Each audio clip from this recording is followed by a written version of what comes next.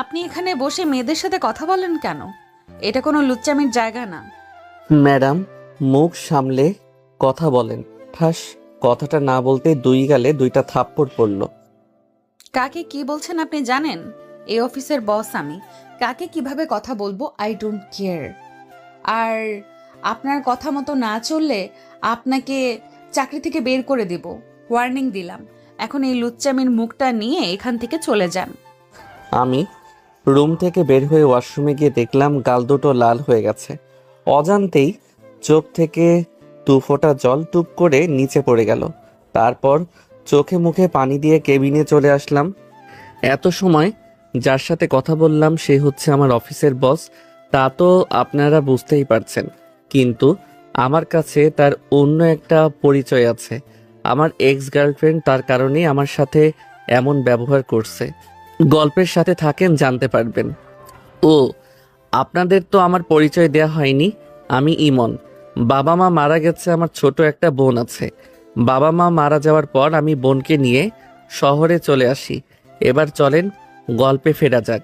Madam রুমে বসে একা একা ভাবছে। তুই আমার জীবনটা নরক বানিয়ে দিয়েছিস। তোর জন্য আমি প্রত্যেকটা রাত নির্ঘুম কাটাই। তোর জন্য হাসতে ভুলে গেছি। আমাকে বাদে তুই দিব্যি ভালো আছিস। থাকতে দিব না তোকে ভালো। এখন আমি চাকরিটাও ছাড়তে পারবো না। যেখানেই যাব সেখানেই 4 লাখ 5 লাখ টাকা চাইবে। জীবনে যা হবার তা হতে চলুক। তারপরও আমার বোনটার জন্য পৃথিবীর সব অত্যাচার দুঃখ আমার কাছে তুচ্ছ। কাজ করতে করতে দুপুরে লাঞ্চের সময় এসে গেছে। জান্নাতুল এসে, কি ইমন সাহেব, দুপুরে খাবার কি খাবেন না? খাবো না কেন? তাহলে চলেন একসাথে গিয়ে খাই। দেখলাম রাজীব রিমাও আসছে, একসাথে খাবার খাবে। তোমরা যাও, আমি বোনটার সাথে 2 মিনিট কথা বলে আসছি। তারপর ফোন দিয়ে জানলাম আন্টি আমার বোনটাকে খাইয়ে দিছে। তারপর নিজেও গেলাম খেতে। সবার সাথে খেয়ে কেবিনে চলে আসলাম। কাজ করতে করতে অফিসের সময় শেষ হলো। ইমন সাহেব বাড়ি যাবেন না? দাঁড়াও 2 মিনিট। তারপর জান্নাতুলের সাথে বেরিয়ে গেলাম। দেখলাম ম্যাডাম কালো প্রাইভেট কারে বসতে যাচ্ছে। এই মামা দাঁড়ান তো। জান্নাতুল, তুমি রিক্সা করে চলে যাও, আমার কিছু কিনতে হবে। আচ্ছা ওকে, বাই, টেক কেয়ার। তারপর আমি একটা কসমেটিক্সের শোরুমে গেলাম। বোনটার জন্য একটা ঘড়ি নিলাম, ব্র্যান্ডের ঘড়ি। তারপর বাসায় চলে আসলাম। বাড়িতে এসে ফ্রেশ হয়ে বোনকে আনতে গেলাম ছাদ থেকে। কোলে নিয়ে রুমে চলে আসলাম। বোন আমার কাছ থেকে মীরার কথা শুনে বলল, মেয়েরা আপু, তোমার অফিসে আমি দেখতে চাই।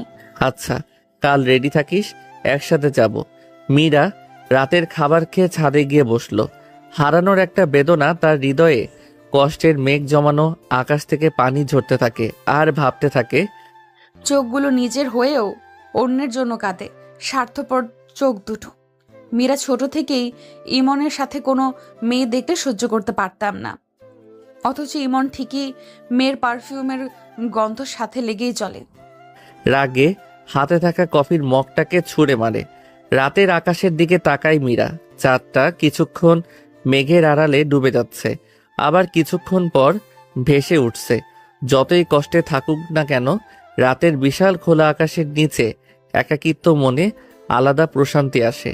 তারপর দিন মীরা অফিসে আসে। দেখলাম চোখে গাঢ় করে কাজল দেওয়া আর একটা পিঙ্ক কালারের শাড়ি পরে আসছে। অনেক সুন্দর লাগছিল। অনন্ত সৌন্দর্যের রাজকন্যা। মনে হয় চোখের মায়ায় হৃদয়টা ঘায়েল করে দিবে। চলে যাওয়ার দিকে তাকিয়ে রইলাম। কোমরটা আঁকাবাঁকা নদীর মতো। আল্লাহ অসাধারণ আর্টিস্ট দিয়েছেন নারীর মাঝে। অনেক নিপুণভাবে তৈরি করেছেন তাদের সৌন্দর্য। ঘোর লাগিয়ে দিবে আপনার চোখকে, নেশা ধরিয়ে দিবে আপনার মনে। একদিক একটা নারীর সৌন্দর্য, অন্যদিকে হাজারো ফুলের সৌন্দর্য রেখে পুরুষকে বলে যদি তাকাতে, তাহলে নারীর দিকেই তাকাবে। ভাবনার ছেদ ভাঙল মাহফুজের তাকে। স্যার, আপনি এখানে চাকরি করেন? হুম, আর আগের চিন্তা ভাবনা মাথায় আনলে এখান থেকে চলে যাব।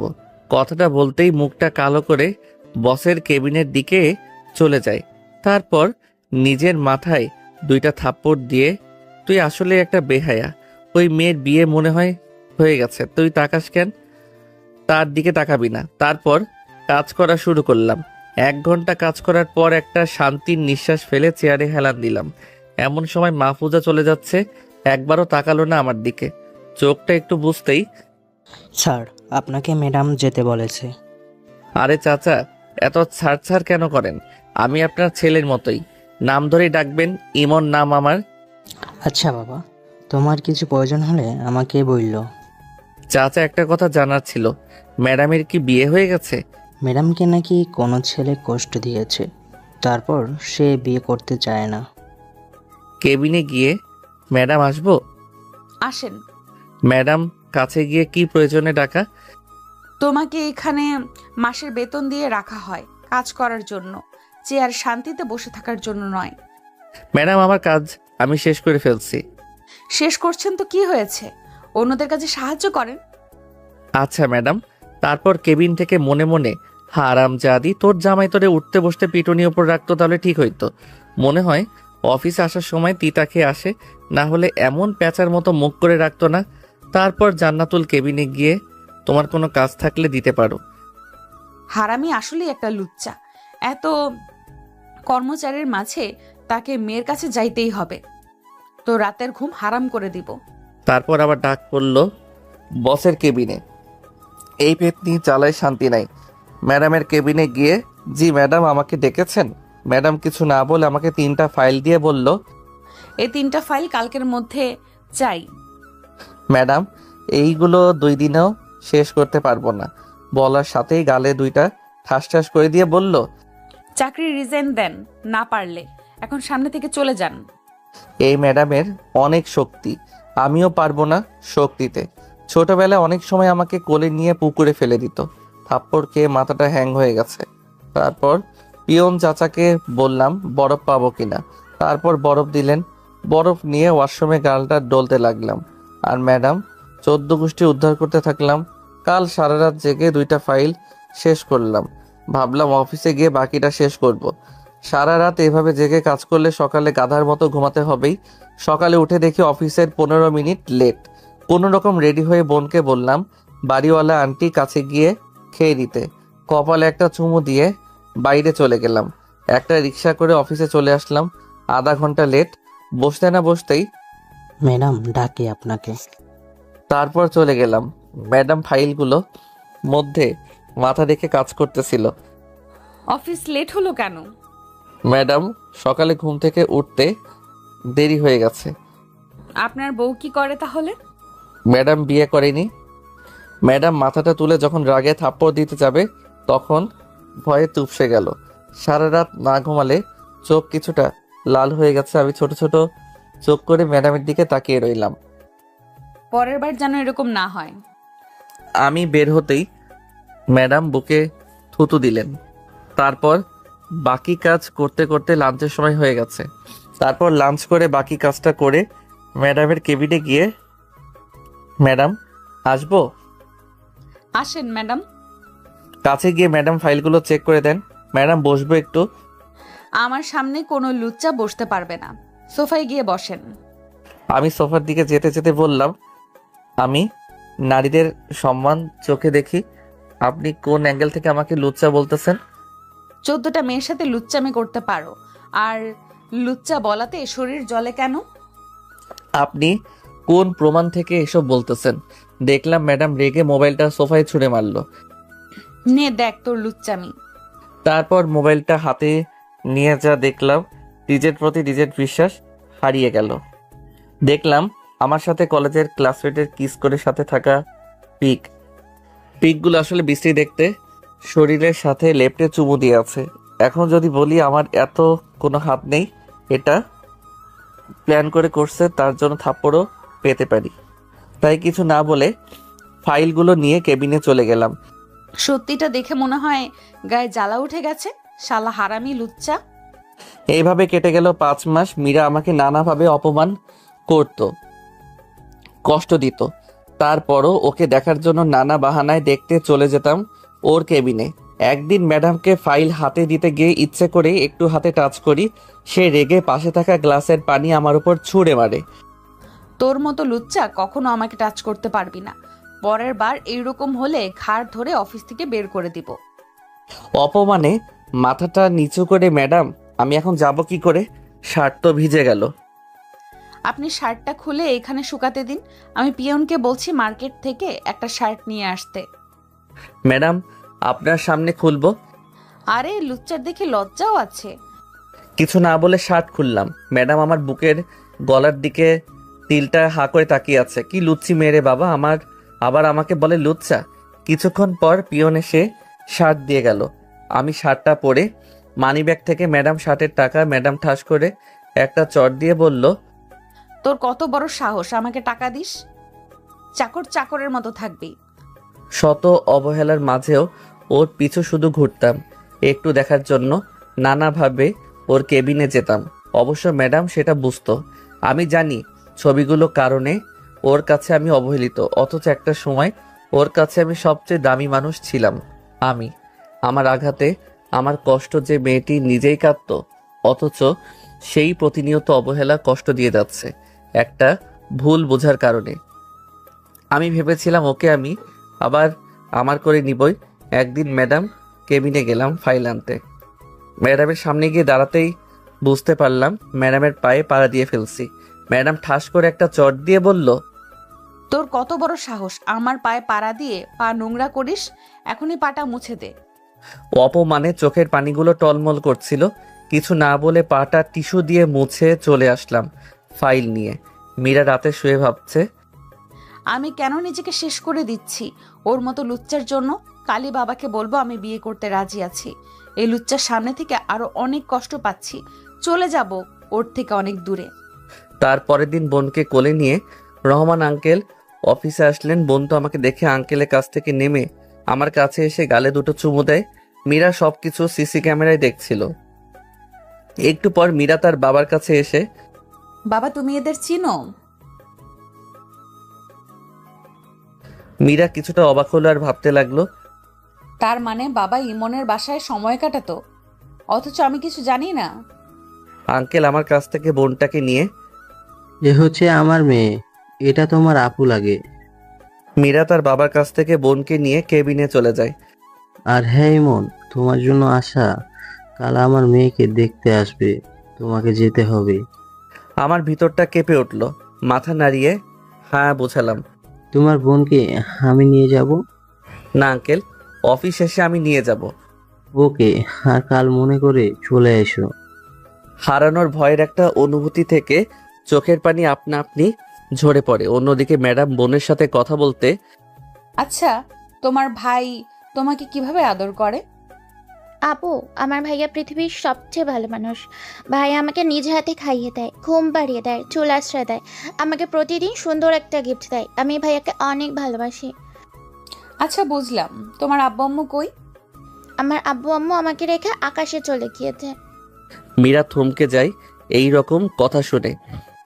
তার মানে ইমনের বাবা মা মারা গেছে, আমি কিচ্ছু জানি না। সে এতদিন কই ছিল, কিভাবে ছিল, আমি একটিবার খোঁজও নিইনি। নিজের প্রতি নিজেরই ঘৃণা হচ্ছে। ম্যাডাম বোনকে জড়িয়ে ধরে কাতুকুতু দেয়। শ্রাবন্তী হাসতে থাকে।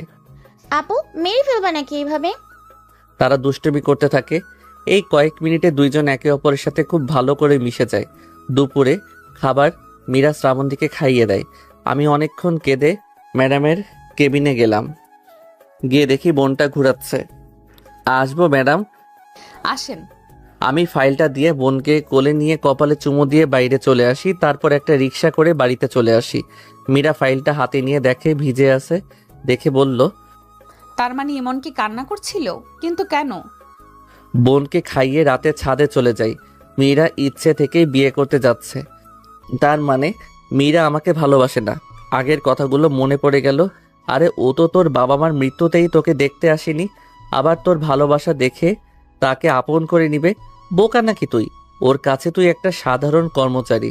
তুই কেন ওকে পাগলের মতো ভালোবাসিস? আপনা আপনি থেকেই হৃদয়ে প্রশ্ন ছুঁড়ে মারলাম। রাতের নিস্তব্ধ আকাশে নিচে অনেকক্ষণ কান্না করলাম। মনে একটা অভিমান নিয়ে ভালোবাসার কাছে নিজেকে পরাজিত মানলাম। একটা মন বারবার বিষাক্ত তীরে আঘাতে মেরে ফেলতেছে জীবন্ত অবস্থাতেই। একটা অভিমান নিয়ে রুমে চলে গেলাম। বোনের ঘুমন্ত মুখটা দেখে একটা শান্তির নিঃশ্বাস ছাড়লাম। জড়িয়ে ধরে ঘুমিয়ে পড়লাম নতুন কোনো সুখের আশা না করে। বেঁচে থাকবো স্বার্থপর হয়ে, নিজের মনের চাওয়া অপূর্ণতা, শুধু বোনটাকে ঘিরে বেঁচে থাকবো জীবন অস্তিত্বের কষ্টের আলপনাতে। ম্যাডাম অফিস শেষে চলে গেল নদীর ধারে চেনা জায়গায়। জীবনে যাকে সবচেয়ে বেশি ভালোবাসতাম তাকেই জীবনে সবচেয়ে বেশি ঘৃণা করলাম। অবাকময় পৃথিবীর জগৎ সংসার। একটা জীবনে কেন অপূর্ণতা, হা হুতাশ এত কারাঘাত করে মানুষকে? ম্যাডাম কিছুক্ষণ থেকে গাড়ির দিকে আসাতে থাকে। তখন একটা গাছের দিকে নজর যায়, দেখে দুইটা শালিক পাখি একটু চুপটি করে বসে আছে আর একটা মাথায় ঠোঁট দিয়ে বেনি করে দিচ্ছে। ভালো লাগায় মুখটা মলিন হয়ে উঠল তার। তারপর বাড়িতে চলে আসলো। এসে দেখে মাহফুজা অনেক কাপড় একসাথে করে দেখে যাচ্ছে। কিরে, কি করছিস? আপু বলো না কোনটা পরলে আমায় বেশি ভালো লাগবে। কিরে, বিয়ে আমার সাজুগুজু নিয়ে ব্যস্ত আছিস তুই, ব্যাপারটা কিরে? আপু কাল স্যার এই বাড়ির অনুষ্ঠানে আসবে, স্যারের ক্রাশ হতে চাই আমি। তোর ছাড়, তাহলে কে রে? ওই যে তোমার আপুকে বাঁচিয়েছিল, ইমন নাম, বজ্জাত স্যার একবার ফিরেও দেখে না আমাকে। মীরা কিছুটা অবাক হলো, আবার রাগ হলো। ছাড় কি তোকে পছন্দ করে? আরে আপু আমাকে ডিরেক্ট না করে দিচ্ছে প্রপোজ করাতে, অথচ আমি কত ছেলে আমার পিছনে ঘোরে। আপু তুমি আমাকে হেল্প করো না ওই স্যারের সাথে আমার বিয়ে হতে। আমার বাবা তো তোমার বাবার চেয়েও বড় লোক। তুমি ওকে এসব বলবা আর বলবা আমি পাগলের মতো ভালোবাসি তাকে। সে তো তোমার অফিসেই কাজ করে, তুমি চেনো না তাকে। আমি তো সেদিন স্যারের কথা বলে বাড়িতে চলে আসি। আপু স্যারকে কি বলবো, মেয়েদের তিল নাকি পুরুষের নজর কাড়ে, আর আমার স্যারের তিল দেখে নজর কাটছে। ম্যাডাম মনে মনে অ্যাটম বোম হয়ে গেছে, শুধু ফুটতে পারছে না। তারপর দিন সকালে ঘুম থেকে উঠে ফ্রেশ হয়ে হালকা নাস্তা করলাম বোনকে সাথে নিয়ে। বোনকে সুন্দরভাবে সাজিয়ে রেডি করলাম। আমি কালো শার্ট আর প্যান্ট পরলাম। তারপর রিক্সা করে মীরার বাসায় চলে আসলাম। বাসায় ঢুকে দেখলাম অনেক বড় বাড়ি, খুব সুন্দরভাবে সব কিছু সাজানো গোছানো। আঙ্কেলকে দেখে বোন আমার কোল থেকে নেমে দৌড়ে রহমান আঙ্কেল কোলে গিয়ে ওঠে। আঙ্কেল, আঙ্কেল, ওই ছোট্ট পুকুরটা কত সুন্দর মাছ। গ্লাসের ভিতর বিদেশি মাছগুলো দেখে আঙ্কেলকে বলতেছে আর কি। হঠাৎ বুঝতে পারলাম কেউ আমার হাত ধরে টেনে নিয়ে যাচ্ছে। দেখলাম মীরার মা হাত টানতেছে আর বলছে, ইমন, তোমার সাথে আমার কিছু কথা ছিল, আমার রুমে একটু আসো তো। আমি আন্টির সাথে আন্টি রুমে যাচ্ছি, সেটা ম্যাডাম উপর থেকে খেয়াল করে। ইমনকে মা কই নিয়ে যাচ্ছে? ম্যাডাম সেটা দেখার জন্য উপরতলা থেকে লম্বা লম্বা পা ফেলে মায়ের রুমের দিকে যেতে থাকে। মায়ের রুমের সামনে যেতেই কিছু কথার আওয়াজ শুনে সেটা শোনার জন্য দরজার সামনে কান পাতে। ইমন, আমি অনেক লজ্জিত এবং অপরাধী। নিজের খারাপ কাজটার জন্য আমি নিজেকে ক্ষমা করতে পারছি না। আমি শান্তিতে ঘুমাতেও পারি না। আন্টি, আপনি কোনো খারাপ কাজের কথা বলছেন? আমি তোমার চরিত্রে দাগ লাগাইছি মীরার চোখে। তোমার সাথে আমি মীরাকে মানতে পারতাম না। পরে যখন দেখি মীরা তোমার জন্য নিজেকে দিন দিন শেষ করে দিচ্ছে, তখন তোমার বাড়িতে যাই, গিয়ে জানতে পারি তুমি সেখানে নাই। আচ্ছা আন্টি, বুঝলাম। আন্টি, আমি একটা বিষয় বুঝতে পারছি না, আমাকে কারিমা, নদী, বৃষ্টি কিস করছে কিভাবে? সেটা তো আমিও জানি না। আমাকে কখন চুমু দিল? সবাই প্ল্যান করে ধাক্কা খেয়ে কিস করে ছবি তুলেছে তোমার সাথে, সেটা তোমার অজান্তেই। তার জন্য আমি তাদের টাকাও দিছি। আন্টি, আপনার প্রতি আমার বিন্দুমাত্র অভিযোগ নেই এবং রাগ নেই। উল্টা আপনি ভালোই করছেন, না হলে বুঝতে পারতাম না আপনার মেয়ে আমাকে বাদে অন্য পুরুষকে বিয়ে করতেও রাজি আছে। বাবা, তুমি আমার স্বামীকে বাঁচিয়েছ, তাই সত্যিটা না বলে থাকতে পারলাম না। ম্যাডাম সবকিছু শুনে চোখের পানি আটকায় রাখতে পারলো না, দৌড়ে কাঁদতে কাঁদতে নিজের রুমে চলে যায়। মীরা রুমে এসে ভাবতে থাকে সে এত বড় অন্যায় কিভাবে করতে পারলো। ইমনের সাথে সাথে অনেকক্ষণ কান্না করে, নিজের প্রতি অভিমান আর একটা রাগ নিয়ে ওয়াশরুমে যায়। ফ্রেশ হয়ে এসে দেখে মাহফুজা একটা কালো কালারের শাড়ি পরতেছে। আপু শাড়িটা পরাতে সাহায্য করো না। কিরে, তুই না কালো কালারের কাপড় পরতে পছন্দ করিস না? আপু স্যারকে দেখেছো আজকে কালো কালারের শার্ট পরে আসছে, তাই স্যারের সাথে ম্যাচিং করে আমিও কালো কাপড় পরবো। মীরা যেন আবার মাথা গরম হয়ে গেছে। মাহফুজাকে জোরে সরে এদিক ওদিক ঘুরিয়ে শাড়ি পরাইতেছে। আপু আস্তে আস্তে ঘোরাও। আমি বোনকে নিয়ে বাড়িটা ঘুরে ঘুরে দেখতেছি। 2 তালা দিয়ে যাওয়ার সময় একটা রুমে ম্যাডামকে দেখে আমার বোন আপু আপু ডাকতে থাকে। ম্যাডাম আমার বোনের দিকে তাকায়। আমিও দেখার জন্য তাকাতেই যা দেখলাম তা দেখার জন্য মোটেও প্রস্তুত ছিলাম না। বিশ্বাস করেন ভাই, দেখলাম মীরা পেটে কাপড় নেই, শাড়ির আঁচলটা মাটিতে পড়ে আছে, সরু পেটটার মাঝখানে অনেক সুন্দর দেখতে নাভিটা। চোখটা যেন ফিরাইতে মন চাইতেছে না। 3 সেকেন্ডের মতো দেখে বোনকে রেখেই দিলাম দৌড়। বোন আমাকে দৌড়াতে দেখে ভাইয়া ভাইয়া কই যাইতেছো? আমি চিগলিয়ে বললাম হিসু পাইছে। বোন, মীরা, মাহফুজা হাসতে থাকে। এমন একটা ছেলেকে আমি এতদিন লুচ্চা বলে আসছি, নিজেকে যেন অপরাধী মনে হচ্ছে। মীরা শাড়িটা পরা শেষ করে চোখে কাজল দিচ্ছে। আমার বোন বলল, আপু আমাকে লাগিয়ে দাও। আচ্ছা দিচ্ছি, তোমার ভাইয়া লাগাতে পারে না। ভাইয়া নাকি ভয় পায়। গাড়ির আওয়াজ শুনে বুঝতে পারলাম ছেলেপক্ষ এসে পড়েছে। মীরা আমাকে ছাড়া অন্য একটা পুরুষের যেন সাজুগুজু করতেছে ভাবতেই এখন আর কষ্ট লাগে না, ঘৃণা হয়। যে কষ্টগুলো একসময় আপনাকে অনেক কাঁদাতো, সেই কষ্টগুলো একসময় মনে ঘৃণায় পরিণত হয়। আমি বোনকে আনতে গেলাম। দরজার সামনে গিয়ে শ্রাবন্তী ভাইয়া কাছে আসো। আসছি ভাইয়া। বোন আমার কাছে আসতেই হাঁটু গেড়ে বসে মাথার পেছনে আলতোভাবে ধরে। আরে আমার বোনটা দেখি পরীর মতো লাগছে। মীরার দিকে তাকালাম, দেখলাম আমার দিকে তাকিয়ে আছে। এমন সময় স্যার চলুন, ছেলেপক্ষ কই আছে দেখে আসি। স্যার কেমন লাগছে আমাকে? মীরাকে রাগানোর জন্য বললাম, অনেক সুন্দর লাগতেছে। ছেলে না, মীরা আপুকে রেখে তোমাকে বিয়ে করতে চাই। আপনি করলেই হবে। কি বললা? কিছু না স্যার, চলুন তো। আমরা নিচে যাওয়ার পর উপরে কিছু একটা ভাঙার আওয়াজ শুনলাম। মীরা, উপরে কি হচ্ছে? তোমার জন্য সবাই অপেক্ষা করতেছে। আমাকে কি বললো আমি তার আপু লাগি, আবার বলে মাহফুজা আমার থেকে সুন্দর। রাগের মাথায় নিয়ে মুখে একটা মুচকি হাসি দিয়ে মীরা নিচে নামছে। প্রতিটা সিঁড়ির ধাপ যেন আমার চোখে ঘৃণার দৃষ্টি ফেলছে। মীরা ছেলে সামনে বসতেই ছেলে হা করে তাকিয়ে আছে। আমি বোনকে কোলে নিয়ে দাঁড়িয়ে একসাথে মাহফুজা আমি কথা বলতেছি হাসি মুখে। মীরা সেটা দেখে চোখে পানি টলমল করছে, মনে হয় চোখের পাতা বুঝলেই টুপ করে পানি নিচে পড়ে যাবে। হারামি আমাকে অন্য ছেলের কাছে দেখে, তার হৃদয়ে একটু কষ্ট হচ্ছে না নাকি হাসি খুশি থেকে আমাকে ভাব দেখাচ্ছে? স্যার আপনার মাথায় কি যেন লেগে আছে। মাহফুজা পা দুটো উঁচু করে পরিষ্কার করে পাশে দাঁড়াতেই ম্যাডাম মাহফুজার কাছে গিয়ে গলায় এক হাতে চেপে ধরে আর এক হাতে আমার দিকে আঙুল তোলে। ও শুধু আমার, শুধুই আমার, কানে ঢুকিয়ে নে ভালো করে কথাটা। মাহফুজা গলা থেকে হাত ছুটাতে ছুটাতে ছটফট করতেছে।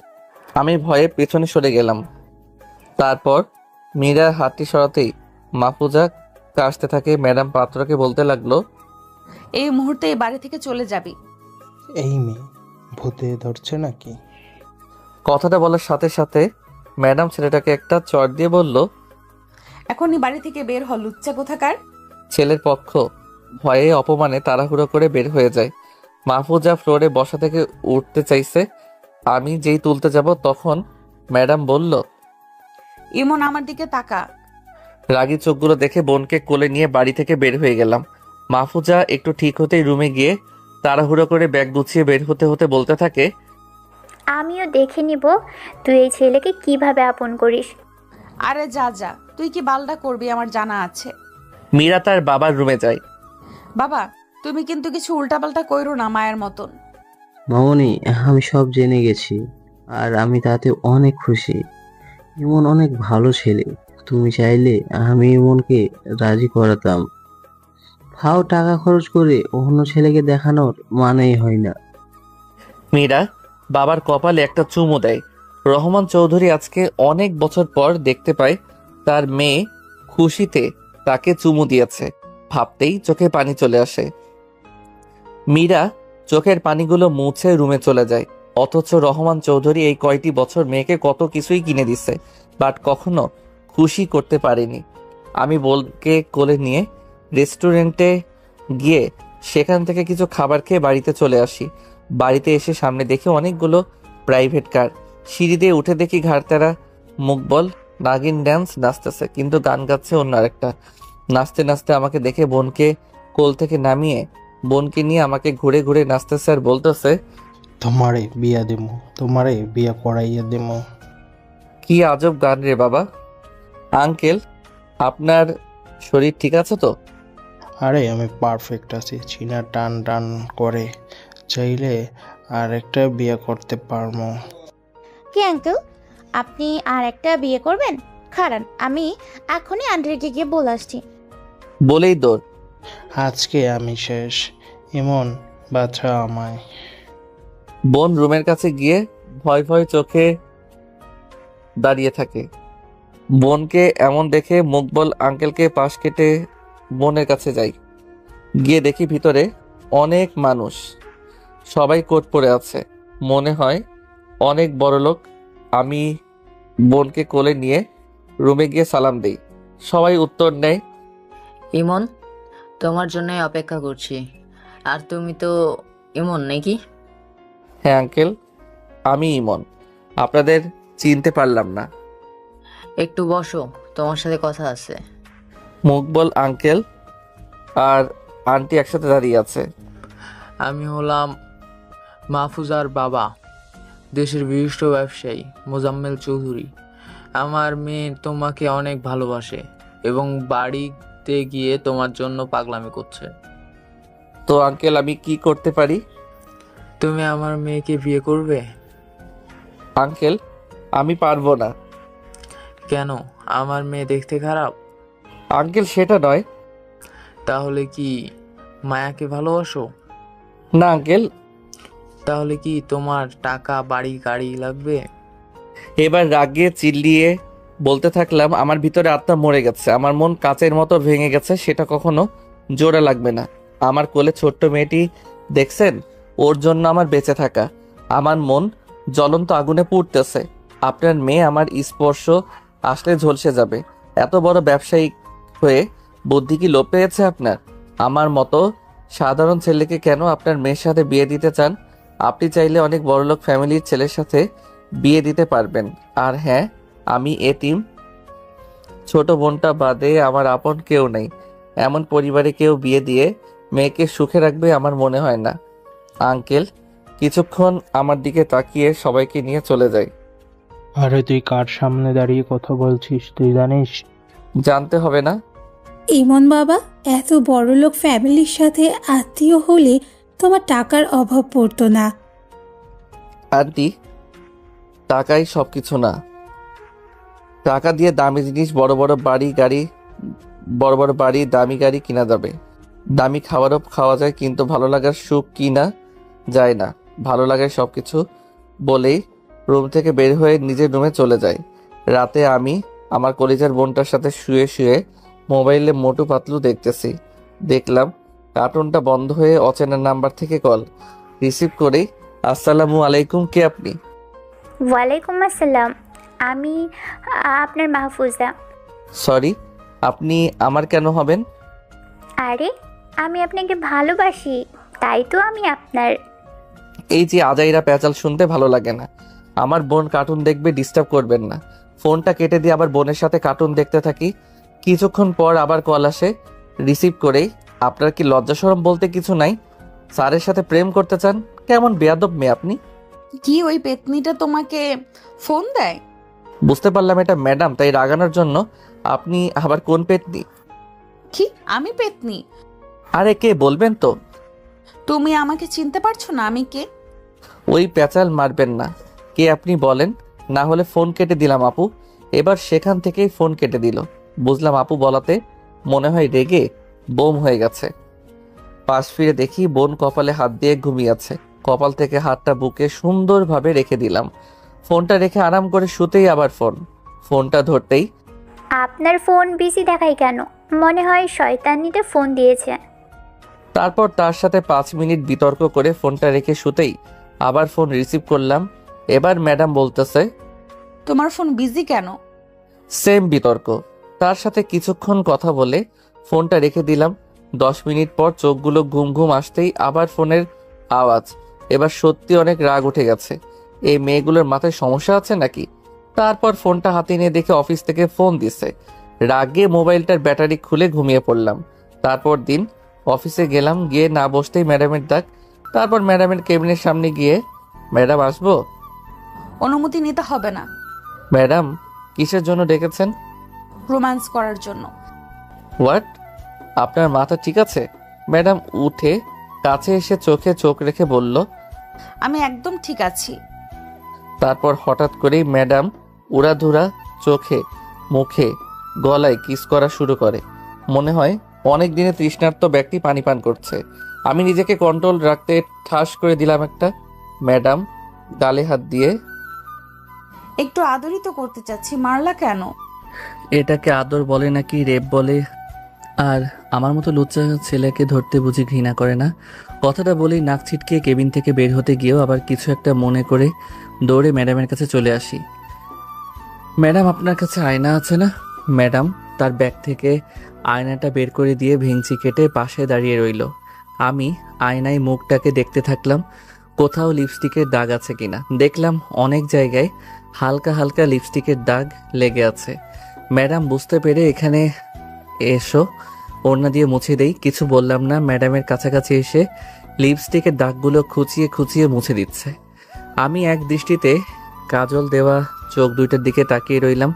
কালো মার্বেলের মতো বস্তুটা এদিক ওদিক নড়াচড়া করছে। ম্যাডাম শেষ করে দাঁড়াতেই চোখে চোখ পড়ল। দেখলাম গালটাতে হাতের দাগ উঠে গেছে। আমি হাতটা কাছে নিয়ে আঙুল দিয়ে আলতোভাবে দাগের জায়গায় স্পর্শ করতেই ম্যাডাম চোখ দুইটা বন্ধ করে ফেলে। আমি দাগের জায়গাটা চুমু দেওয়ার জন্য ঠোঁট দুটো এগিয়ে নিচ্ছি। কাছাকাছি গিয়ে চুমু না দিয়ে ধাক্কা দিয়ে চলে যাই। ম্যাডাম হাত ধরে বলল, কি রে, আমাকে ভালো লাগে না? তা লাগবে কেন? এখন তোমার নতুন মানুষের অভাব নেই। আমি একবারও বলছি আপনাকে ভালো লাগে না? তুমি শুধু আমার, অন্য কারো না। তুই যদি অন্য কারোর হস, আমি মরে যাব। ম্যাডাম কাঁদতে থাকে। হয়তো আমার দেওয়া কষ্টগুলো ওর মনে ঘৃণার বাসা বেঁধেছে। আমি কেবিনে এসে বসলাম। বসে কিছু কাজ ছিল, সেগুলো করে পিয়নকে দিয়ে ম্যাডামের কাছে পাঠিয়ে দিলাম। অফিস শেষে বোনের জন্য কিছু নেওয়ার জন্য কসমেটিক্সের শোরুমে গেলাম। বোনের জন্য নীল চুড়ি কিনবো বলে একটা জায়গায় দাঁড়িয়ে চুড়ি দেখছিলাম। 2 জোড়া সুন্দর নীল চুড়ি নিলাম। একটা লোককে দিয়ে বললাম প্যাক করে দিতে। বিল পে করতে গিয়ে দেখি মাহফুজা আর মীরা চিগলা চিগলি করতেছে। আমি গিয়ে, এখানে এসব কি হচ্ছে? স্যার, আপনার বিল দেওয়ার জন্য এরা ঝগড়া করতে আছে। আমার বিল যেন অন্য কেউ না দিতে পারে, না হলে আপনার শোরুমে আর আসবো না। Okay sir. টাকা দিয়ে বাড়িতে আসবো বলে বাইরে রিক্সার জন্য অপেক্ষা করতেছি। দেখলাম 2টা গাড়ি সামনে এসে থেমেছে। মীরা আর মাহফুজা গাড়ি থেকে নেমে কাছে আসতেই, তোমরা যদি এখন আমার গাড়িতে ওঠা নিয়ে রাস্তায় ঝগড়া করো, তাহলে 2 জনের গাড়ি ভেঙে বাড়ি যাব আমি। আমার রাগ দেখে 2 জন ভয়ে চুপসে গেল।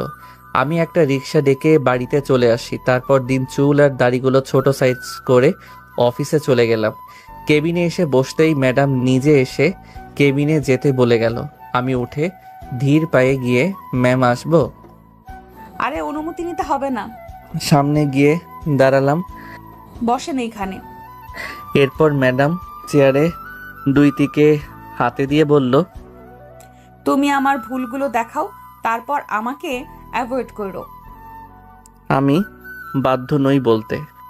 তুমি ভালো করেই জানো আমি অন্য মেয়েদের সাথে তোমাকে দেখলে একটুও সহ্য করতে পারি না। আজকের লাঞ্চ আমার সাথে করবা। আপনি যদি ভাবেন আপনি আমাকে চুমু দিলে, কেয়ার করলে আপনাকে ভালোবাসবো, ভুলে যান। এই মনের বুকে কোনো ভালোবাসা নাই। ভিতর থেকে মরে গেছি আমি। আপনি ভেবে দেখেন আপনি আমার সাথে কি কি করেছেন। আপনার হাতে একটু টাচ পড়াতে আমাকে থাপ্পড় দিছেন, অপমান করেছেন, অথচ আজ নিজের শরীর আমাকে দিতে 2বার ভাবতেছেন না। আপনাকে দেখার জন্য আমি কত ভাবেই না কাছে আসতাম। আর বিনিময়ে কি পাইছি আমি আপনার থেকে? অপমান আর এক গাদা ফাইল। আপনি একটা আমার ভুল দেখছেন, সেটা যাচাই না করে ভালোবাসার ঘৃণার পরিণত করছেন। আর হ্যাঁ, আমি আপনার প্রিয় হতেও চাই না, ঘৃণিতই থাকতেই চাই। ইমন, আমাকে মাফ করে দাও, আমি তোমাকে ছাড়া বাঁচবো না। যদি নাই বাঁচতেন তাহলে অন্য কোনো পুরুষকে বিয়ে করতে চাইতেন না। এমন আমি তখন স্বার্থপর হয়ে গেছিলাম, নিজের দেহের চাহিদা মেটাতে বিয়েতে রাজি হয়েছিলাম। সত্যি আমার মন জুড়ে শুধু তুমি। মন জুড়ে আমি, দেহ জুড়ে অন্য কেউ, ভালোই তো ভার্জিন আপনি। ম্যাডাম এবার রাগী চোখে আমার দিকে তাকিয়ে, আমার দেহ জুড়ে অন্য কেউ থাকার ইচ্ছে করলে এই মীরা এতদিনে 2-3টা বাচ্চা থাকলোই। আমি ফিক করে হেসে দিলাম। মীরা আমার বুকে ঘুষি দিতে থাকলো। হঠাৎ করে মোবাইলে মেসেজের আওয়াজ। আমি ফোনটা বের করে দেখলাম মাহফুজা মেসেজ করে দিয়ে লিখছে, আমার সাথে লাঞ্চ করতে হবে পাশের রেস্টুরেন্টে, চলে আসুন। মীরা থাবা দিয়ে মোবাইলের মেসেজটা দেখে, আমার দিকে রাগী চোখে তাকালো। আপনার সমস্যা কি? মোবাইলটা আছাড় মারতে যাবে, আমি হাতটা ধরে ফেলি। ম্যাডাম, গরিব মানুষের মোবাইল ভাঙেন না। ম্যাডামের মোবাইলটা হাতে দিয়ে, নেন, এটা ভাঙেন। তুই আমাকে ইচ্ছে করে হার্ট করিস? না তো। মোবাইলটা হাতে নিয়ে বোনকে ফোন দিলাম। রিসিভ করতেই, খাবার খাইছো? হ্যাঁ ভাইয়া, তুমি খাইছো? না, খাবো। ফোনটা রেখে চলে যাব। এমন দাঁড়াও, কই যাইতেছো? রেস্টুরেন্টে মাহফুজার সাথে খেতে। কি? রেগে এসে শার্টের কলারটা ধরে সোফায় ধাক্কা দিয়ে ফেলে দিল। এখানে ভালোই বসে থাক, না হলে খারাপ কিছু হয়ে যাবে। মীরা টিফিন থেকে খাবার নিয়ে আমার কাছে এসে, তোর পছন্দের খাবার নিয়ে আসছি, ভুনা খিচুড়ি আমি নিজে রান্না করে। একটা লোকমা মুখে তুলতেই আমি মাথা নাড়িয়ে বুঝলাম খাবো না। কেন খাবি না? নিজের হাতে খাইয়ে দিচ্ছি, ভালো লাগে না? আমার ছোট বোনটাকে রেখে এই খাবার আমি খেতে পারবো না। চল, এক্ষুনি তোর বাসায় যাব। অফিস থেকে বাইরে বের হতেই 10-12টা গাড়ি সামনে এসে থামলো। দেখলাম মোজাম্মেল চৌধুরী গাড়ি থেকে নেমে আমার সামনে আসতেই, আসসালামু আলাইকুম মামা। মামা কেমন আছেন?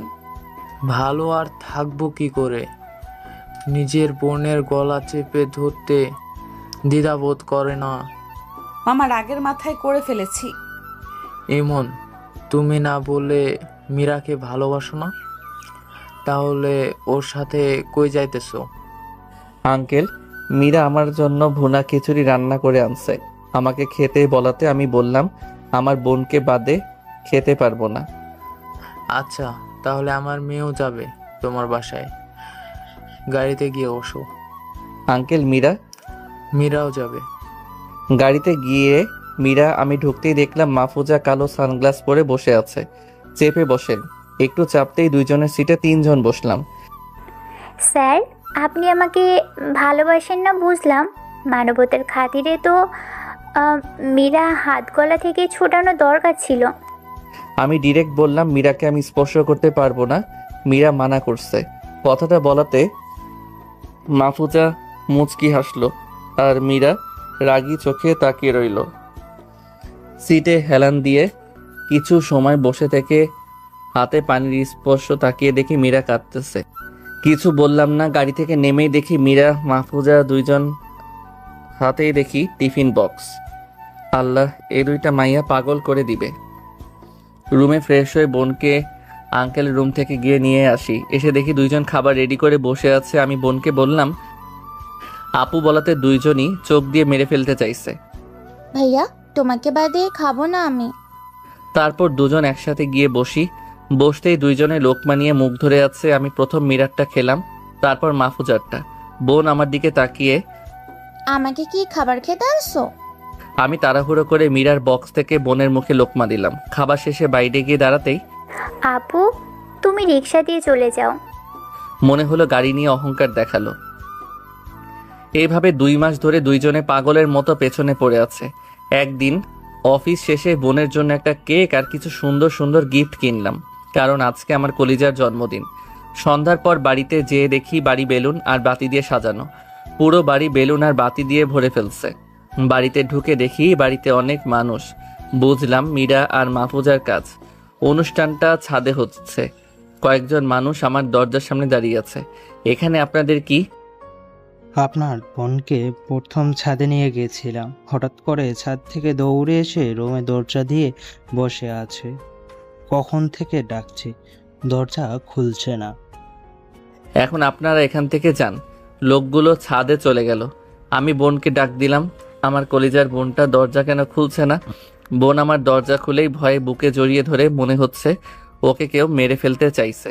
আমার ডাক্তারের কথা মনে পড়ে গেল। আমার খেয়াল ছিল না আমার বোন বেশি মানুষ দেখলে প্রচণ্ড ভয় পায়, বিশেষ করে বেশি মানুষ ঘিরে দাঁড়ালে। মনে হয় ওকে ছাদে সবাই ঘিরে দাঁড়াইছে। প্রচণ্ড রাগ উঠে গেল আমার। বোনকে বললাম, ভয় পেও না, এই তো তোমার ভাইয়া তোমার সাথে। গিফটগুলো খাটে রেখে কেকটা টেবিলের একপাশে রেখে মোবাইলটা বোনের হাতে দিয়ে ছাদের দিকে যেতে যেতে শার্টের হাতাগুলো কোনই পর্যন্ত তুলে ছাদে যেতেই সবাই বলে উঠল, এই তো ইমন এসে গেছে। দেখলাম ছাদের দুই পাশে কেক সাজানো। টেবিলের উপর থেকে কেকটা ফেলে দিলাম। রাগে চিগলিয়ে বলতে থাকি, আপনাদের কে বলেছে এসব করার জন্য? বলতে বলতে ওই টেবিলের কেকটাও থাবা দিয়ে ফেলে দিলাম। ছাদে মুকবল আঙ্কেল, আন্টি, রহমান চৌধুরী, মোজাম্মেল চৌধুরীও আছে। মুকবল আঙ্কেলকে বললাম, আপনি তো আমার বোন সম্পর্কে সবকিছু জানতেন, তারপর এসব করতে দিলেন কেন? ইমন, আমি অনেক বাধা দিচ্ছি, তারা শোনেনি। ইমন, তোমার বোনের জন্মদিন অনুষ্ঠান করে কি বড় ভুল করে ফেলেছি আমরা? আমার বোনের জন্য আপনারা জন্মদিন না, মরণের অনুষ্ঠান বানিয়েছেন। একটা ছেলে আমার কাছে এসে, ভাইয়া আপনি বোনকে নিয়ে এত অ্যাটিটিউড দেখাচ্ছেন। রাগে ছেলেটার নাক বরাবর একটা ঘুষি দিয়ে ছাদ থেকে নেমে যায়। রুমে এসে বোনকে কোলে নিয়ে বাড়ি থেকে নেমে একটা গাড়ি করে ব্রিজে যেতে থাকি, বোনকে নিয়ে একাকিত্ব সময় কাটানোর জন্য। আপনারা সবাই ভুল করছেন অনুষ্ঠানটা করে, তার কারণ আমি বলছি আপনাদের, শুনুন। মুকবল আঙ্কেল বাবা মার মৃত্যু থেকে সবকিছু সবাইকে বলে। রিলেটিভরা শুনে মুখটা কালো করে রহমান চৌধুরীকে আর মোজাবেল চৌধুরীকে দুই একটা কড়া কথা বলে চলে যায়। এদিকে মীরা বসে বসে কাঁদতেছে। আমি মনের কষ্টের সময়গুলোতে পাশে থাকতে পারিনি। কাঁদতে কাঁদতে অজ্ঞান হয়ে যায়। রহমান চৌধুরী আর মোজাম্মেল চৌধুরী মীরাকে ধরাধরি করে গাড়িতে তুলে বাড়িতে চলে যায়। আমি রাত 1:30-এর দিকে বোনকে ঘুমন্ত অবস্থায় কোলে নিয়ে বাড়িতে এসে দেখি বাড়ি একদম ফাঁকা। বোনকে খাটে শুইয়ে দিয়ে নিজেও ঘুমিয়ে পড়ি। সকালে ঘুম উঠে বোনকে খাবার খাইয়ে অফিসে যাওয়ার জন্য রিকশায় উঠি। অফিসের সামনে যেতেই দেখি মাহফুজা দাঁড়িয়ে আছে।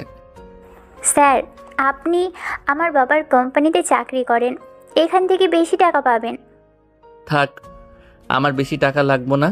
মীরা গাড়ি থেকে নেমে দুজনকে কথা বলতে দেখে তাড়াতাড়ি সামনে এসে, ইমন, তুমি পেতনিটার সাথে কি কথা বলছো? মাহফুজা ম্যাডামকে একটা চট দিয়ে বলল, তুই আমাকে পেতনি বলার কে? মীরা আমার দিকে রাগী চোখে তাকিয়ে চলে গেল। আমি তো পুরাই বলদ হয়ে গেলাম। মার লোকে রাগ দেখায় কার সাথে?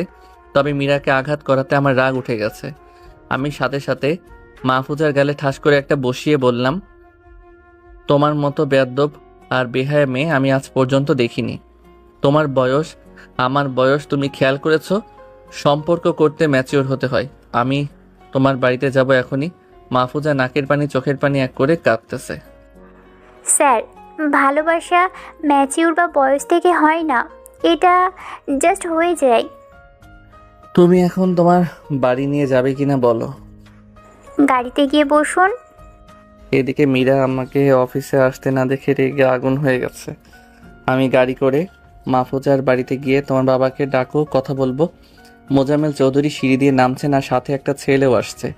ছেলেটা আমাকে দেখে, আরে ভাইয়া কেমন আছেন? কি মনে করে আমাদের বাড়িতে? ভাই আপনাকে ঠিক চিনলাম না। আরে ভাই, মনে নাই একদিন রাস্তায় একটা ছেলে হাতে ব্যান্ডেজ করে দিয়েছিলেন? হ্যাঁ, মনে পড়েছে। ভাইয়া, এর নামই ইমন। ছেলেটা কিছুটা অবাক হয়ে, আব্বু, এই ছেলের সাথে বোনের বিবাহ হলে আমার কোনো আপত্তি নেই, এই ছেলেটা অনেক ভালো। আপনার বোনকে কে বিয়ে করছে?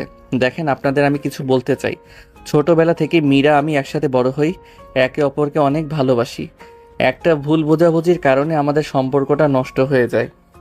আমার মনে শুধু একজনই আছে, সেটা মীরা। তাছাড়া আপনার মেয়ে আমার থেকে অনেক ছোট। আপনার কাছে হাত জোর করে বলি, মা বাপ হারিয়ে জীবনে অনেক কষ্ট পাইছি, আর নতুন করে কোনো কষ্ট পেতে চাই না। ভাইয়া, আপনি যা বলবেন তাই হবে, আপনি আমার উপকার করেছেন। ধন্যবাদ ভাইয়া। বলেই বাসা থেকে বের হয়ে অফিসের দিকে যাই। গিয়ে অফিসে না বসতেই ম্যাডাম কেবিনে যেতে বলেছে। আমি গিয়ে, ম্যাডাম আসবো? তোমাকে কতবার বলবো অনুমতি নিতে হবে? গুটি গুটি পায়ে ম্যাডাম সামনে দাঁড়াতেই ম্যাডাম চেয়ার থেকে উঠে শার্টের কলার ধরে। তুই মাহফুজের সাথে কই গেছস? ওর বাড়িতে। কেন গেছস তার বাড়িতে? আমার পিছু আর না নিতে, আর ওর ভাই বলেছে আমার কাছে আর আসবে না। সত্যি বলতেছো? আপনার খুশি হবার কিছু নেই। আমাকে বাদে আপনি অন্য কাউকে বিয়ে করলেও আমার কষ্ট হবে না, কারণ এই ইমন মিরান নামে কাউকে ভালোবাসে না। কথাটা ভালোভাবে কানে ঢুকিয়ে নাও। কি বললি কুত্তা? বলে ম্যাডাম আমাকে দেয়ালের সাথে মিশিয়ে কিস করতে লাগলো। আমি তো সেই খুশি, মেঘনা চাইতেই বৃষ্টি। আমি রেসপন্স করছি না, আবার বাধাও দিচ্ছি না। কিছুক্ষণ পর ছেড়ে দিয়ে ম্যাডাম হাঁপাচ্ছে। আপনি আমাকে কিস করছেন কার পারমিশন নিয়ে? তুই তো আমার, তোকে মিস করতে আবার পারমিশন নিতে হবে? হ্যাঁ, নিতে হবে। আমি আপনার কিছু না, আপনার সাথে আমার কোনো সম্পর্ক নাই। প্লিজ আমাকে ক্ষমা করে দাও। ম্যাডাম কাঁদতে কাঁদতে অফিস থেকে চলে যায়। আমি বসের কেবিন থেকে বের হতেই সবাই কেমন চোখে যেন তাকিয়ে আছে। ম্যানেজারকে বলে বাসায় যাওয়ার জন্য অফিস থেকে বের হই, কারণ ভালো লাগতেছে না। রিকশায় উঠে আকাশের দিকে তাকিয়ে বুঝলাম বৃষ্টি হয়তো নামবে। আকাশটা মেঘলাটে। বাড়িতে এসে শুয়ে থাকি। বোন কোথা থেকে এসে, ভাইয়া শরীর খারাপ? ভাইয়া কাছে আসো, খাবার খাইছো? না ভাইয়া, তুমি দুপুরে ফোন দাও নাই, তাই খাবারও খাইনি। কি, তুমি দুপুর থেকে এখনো কিছু খাও নাই? আমি আন্টির কাছে গিয়ে বললাম ফ্রিজ থেকে খাবার দিতে। খাবারগুলো এনে গরম করে বোনকে খাইয়ে নিজেও খেয়ে নিলাম। তারপর বোনকে নিয়ে শুয়ে মোবাইল চাপতেছি, এমন সময় কল আসলো। রিসিভ করে আসসালামু আলাইকুম আঙ্কেল। ইমন, সন্ধ্যা হয়ে গেছে, মনে হয় বৃষ্টি নামবে। আমার মেয়েটা এখনো বাড়িতে আসেনি। আঙ্কেল, আপনার মেয়ে কই আছে আমি জানি না। আঙ্কেল একটা নদীর ধারের কথা বললো, আর সেখানেই পাবো। বাবা, মেয়েটাকে কষ্ট করে বাড়িতে পৌঁছে দাও। আন্টির কাছে বোনকে দিয়ে আঙ্কেল বলা অনুযায়ী জায়গা যাইতেছি। গিয়ে একটু খুঁজেই দেখলাম একটা নারকেল গাছের সাথে লাগানো বেঞ্চে বসে আছে। আমি কাছে গিয়ে, আপনার বাবা বলছে বাসায় যেতেন। আবছা অন্ধকারেও মাঝে দেখলাম চোখে থেকে গাল বেয়ে নিচে পানি পড়তেছে। কেমন জানি মনের কষ্ট হতে শুরু করলো। আঙ্কেলকে ফোন দিয়ে বললাম, আঙ্কেল টেনশন নিয়েন না, আমি আপনার মেয়েকে বাসায় দিয়ে যাব। আমি হাতটা ধরতে গিয়েও ধরলাম না। ম্যাডাম বেঞ্চে থেকে উঠে, আমাকে টাচ করতে তোর সমস্যা কোথায়? নাকি নিজেকে নিয়ে অ্যাটিটিউড দেখাস? ভালোবাসি বলেই অবহেলা করিস। তোকে ছাড়া এই মীরা এক মুহূর্তও ভালো থাকবে না। কথাটা কেমন জানি হৃদয়ে আঘাত করলো। চলেন বাড়িতে যাব। আমার হাত ধরে নিয়ে যাও, না হলে আমি যাব না। হাতটা ধরে রাস্তার দিকে হাঁটতে থাকি। রাস্তায় এসে দেখলাম কোনো গাড়ি নাই। ফোন দিয়ে বলল গাড়ি নিয়ে আসতে। বৃষ্টি নামবে বলে রাস্তায় কোনো গাড়ি নেই। হঠাৎ করে ঝুম বৃষ্টি নামে। জানি বৃষ্টি নামবে, তাই সাথে একটা পলিথিন নিয়ে আসি যাতে মোবাইলটা না ভিজে। মোবাইলটা পলিথিনে ভরতেছিলাম। আপনারটা দেন, ভিজে গেলে নষ্ট হয়ে যাবে। আমারটা ভিজলেও কিছু হবে না। আমি মোবাইলটা পকেটে রেখে, চলেন একটু হেঁটে রাস্তার দূরত্বটা কমাই। আমি বুকে হাত দিয়ে মীরার পাশাপাশি হাঁটতেছি। চারদিকে শুধু বৃষ্টির রিমিঝিমি শব্দ। রাস্তার চারপাশ অন্ধকার, শুধু রাস্তাটা হেডলাইটের আলোয় আলোকিত। কিছুক্ষণ পর হঠাৎ বিজলির আওয়াজে মীরা আমাকে খপ করে জড়িয়ে ধরে। আমি হেডলাইটের আলোয় স্পষ্ট তার মায়াবী চেহারার দিকে তাকিয়ে রইলাম। ভয় ভয় চোখ আর মুখ নিয়ে বুকের মাঝে লুকিয়ে আছে। দুই চোখের নাকের মাঝখানে তিলটা যেন ওর সৌন্দর্য হাজার গুণ বাড়িয়ে দিয়েছে। ভেজা চুলগুলো থেকে একটা একটা পানির কণা বেয়ে বুকের দিকে যাচ্ছে। আমি ওর প্রতি নেশার মতো আসক্ত হয়ে যাচ্ছি। ভেজা চুলগুলো দুহাত দিয়ে পেছনে গুজে দেই। ম্যাডাম আমার সাদা বুকের কালো তিলটার দিকে কিছুক্ষণ তাকিয়ে সেখানে চুমু দেয়। আমার পুরা শরীর কেঁপে ওঠে। জড়িয়ে ধরার অবস্থাতেই ম্যাডাম মাথা তুলে আমার দিকে তাকায়। আমি ওর দিকে তাকিয়ে খেয়াল করলাম বামের গালটাতে আঙুলে দাগ লেগে আছে। এক হাত দিয়ে গালটা আলতোভাবে স্পর্শ করতেই ম্যাডাম চোখ বুজে ফেলে। আমি গালটাতে চুমু দেওয়ার জন্য ঠোঁট দুটো এগিয়ে নিচ্ছি। ম্যাডাম বড় বড় চোখ করে তাকিয়ে আছে, কিন্তু চুমু না দিয়ে আবার ফিরে আসলাম। ম্যাডাম গোল গোল চোখ থেকে পাল্টে রাগি চোখে তাকিয়ে আছে আর বলল, একটু আদর করলে কি হবে? প্লিজ একটা চুমা দাও না। পারবো না দিতে। মেয়েরা শক্ত করে জড়িয়ে ধরে, পিঠ থেকে হাত নিয়ে কোমরে গুজে দেয়। তুমি যদি এখন আমাকে চুমা না দাও তাহলে আমি এই অন্ধকারে হারিয়ে যাব। শিয়াল কুকুরের টিনে আমাকে খেয়ে ফেলবে। আমি হাত দিয়ে মুখ চেপে বললাম, এসব কথা কখনো বলবা না, না হলে আমি তোমার থেকে দূরে চলে যাব। আমি ঠোঁট দুটো ধীরে ধীরে নিয়ে গালে একটা চুমু দিলাম। মীরা চোখ বুজে ঘন ঘন নিঃশ্বাস নিচ্ছে। ঠোঁটে আঙুল দিয়ে বোঝালো ঠোঁটে চুমু দিতে। আমি ধীরে ধীরে ঠোঁটের দিকে এগিয়ে যাচ্ছি চুমু দিতে, কিন্তু চুমু না দিয়ে যেই ফিরে আসবো তখন মীরা সাথে সাথে দুহাত দিয়ে মাথা ধরে ঠোঁট দুটো এক করে দেয়। 2 মিনিট পর ছেড়ে দেয়। দুজনের দিকে কিছুক্ষণ তাকিয়ে চলো এবার যাওয়া যাক। আমার পা দুটো কেমন অবশ লাগছে, প্লিজ কোলে করে নিয়ে যাও না। কোলে নিয়ে ওর দিকে তাকিয়ে সামনে হাঁটছি। তুমি অনেক সুন্দর, অন্যরকম দেখতে তুমি। এই মন বারবার চাই তোমাকে দেখতে। আমি দেখতে কেমন সুন্দর? স্নিগ্ধময় আমার প্রিয়সী, যার সৌন্দর্যে আমি ভালো লাগা অনুভব করি মনের মাঝে। এই হৃদয় আমার আলপনা আঁকে তোমার পবিত্রময় মায়াবী চোখ দুটোতে। তোমার চোখে দুটো আমার খুবই পছন্দের। সত্যি অসাধারণ, আল্লাহর অসাধারণ সৃষ্টি তুমি। আমি বারবার জন্ম নিতে চাই তোমার সৌন্দর্যে আসক্ত হতে। বলে শেষ করতেই গালে একটা চুমু দিল মীরা। কিছুক্ষণ পর একটা গাড়ি সামনে এসে দাঁড়ালো। ড্রাইভার নেমে স্যার, বাবা মনিকে গাড়িতে উঠান। মীরাকে গাড়িতে তুললাম। গাড়ি চলছে আপন গতিতে। অন্ধকার বৃষ্টিতে নির্দিষ্ট গন্তব্যে মীরাকে বাসা দিয়ে ড্রাইভার আবার আমাকে বাড়িতে দিয়ে যায়। আন্টির কাছে বোন ঘুমিয়েছিল, তাই নিজের সাথে আনলাম না। গভীর রাতে ঘুমিয়েছিলাম, ফোনের আওয়াজে ঘুম ভেঙে যায়। ফোন রিসিভ করে, আঙ্কেল, এত রাতে কোনো সমস্যা হয়েছে? মীরা জ্বরের মুখে তোমার নাম নিতেছে। বাবা, তুমি একটু বাসায় আসো না। তোমার বাসার নিচে ড্রাইভার গাড়ি নিয়ে দাঁড়িয়ে আছে। আমার বুকের মাঝে হৃদস্পন্দন বেড়ে যায়। তাড়াহুড়ো করে নিচে গাড়িতে গিয়ে বসলাম। ড্রাইভার গাড়ি চালিয়ে বাড়িতে নিয়ে আসে। ড্রাইভার গভীর রাতে মীরাদের বাসার সামনে নামিয়ে দেয়। আগে থেকে গেট খোলা ছিল। গুটি গুটি পায়ে বাসায় ঢুকে আঙ্কেলকে সোফায় বসতে দেখি।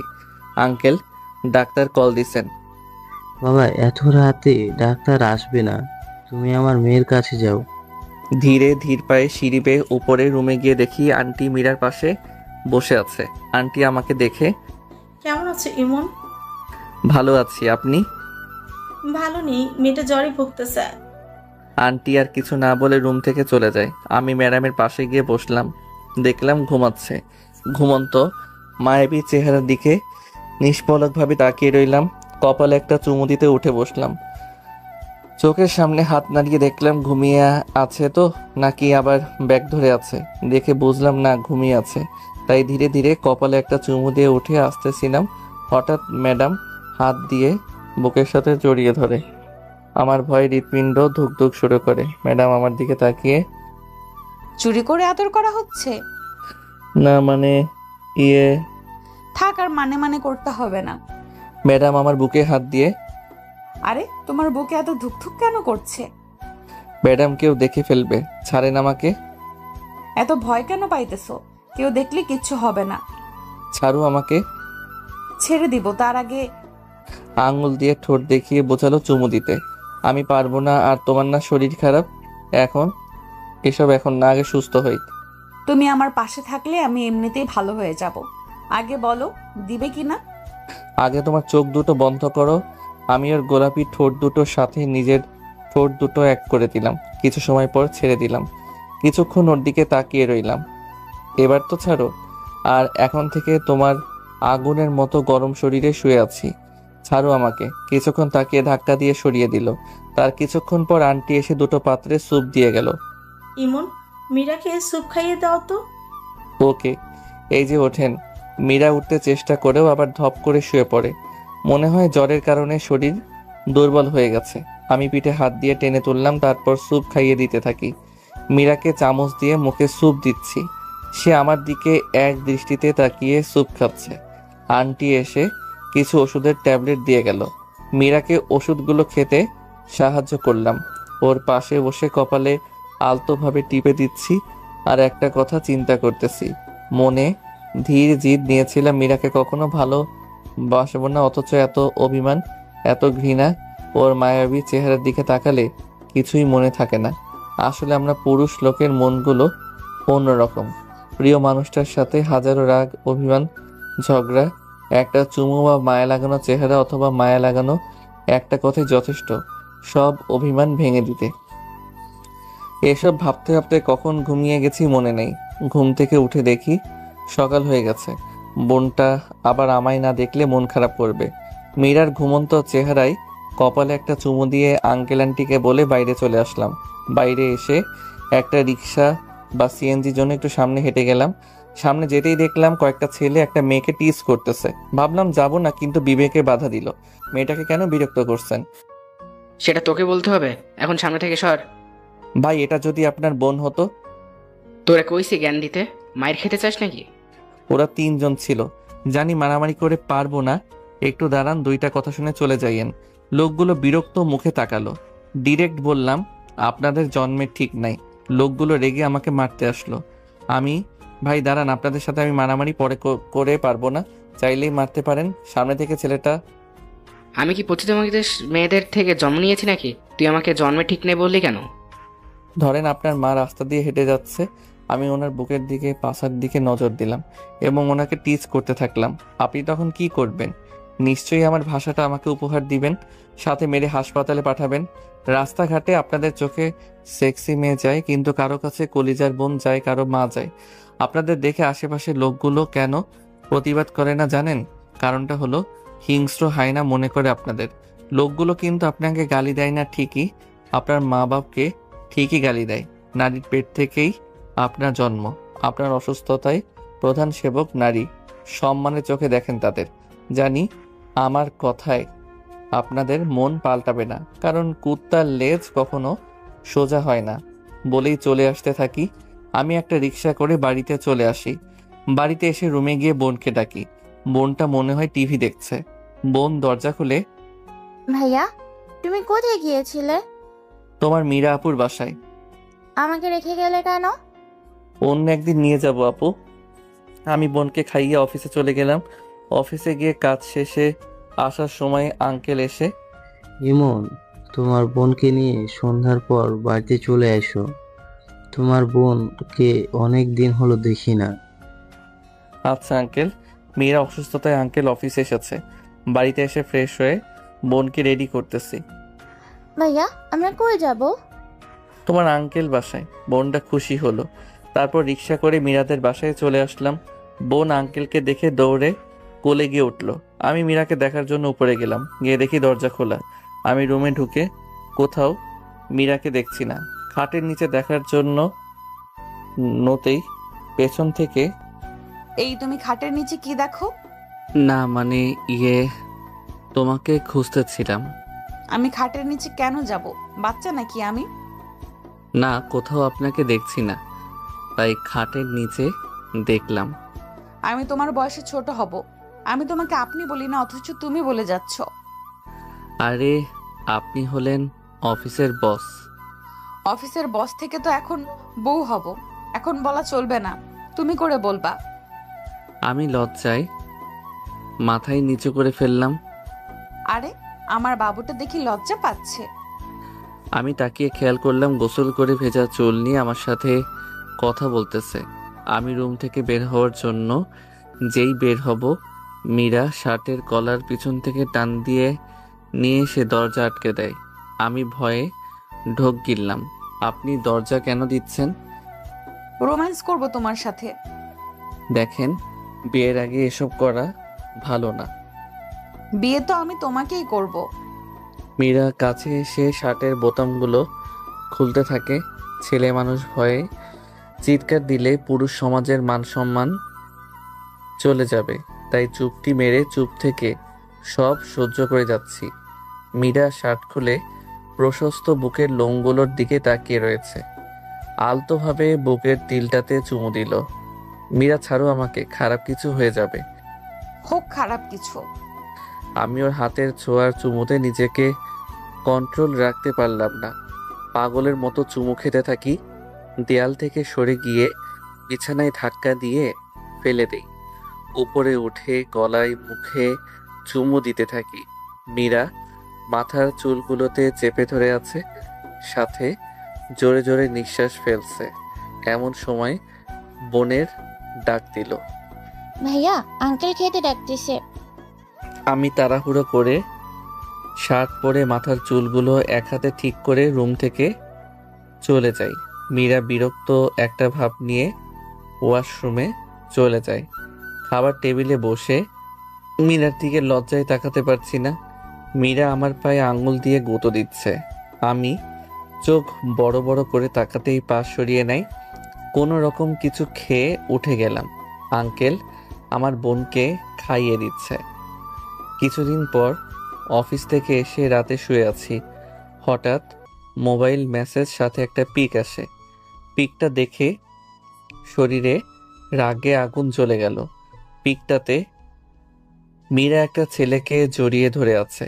ছেলেটা চেহারা পিছন দিকে। ভেবে নিলাম থাকবো না এই শহরের ফেক মানুষের মাঝে।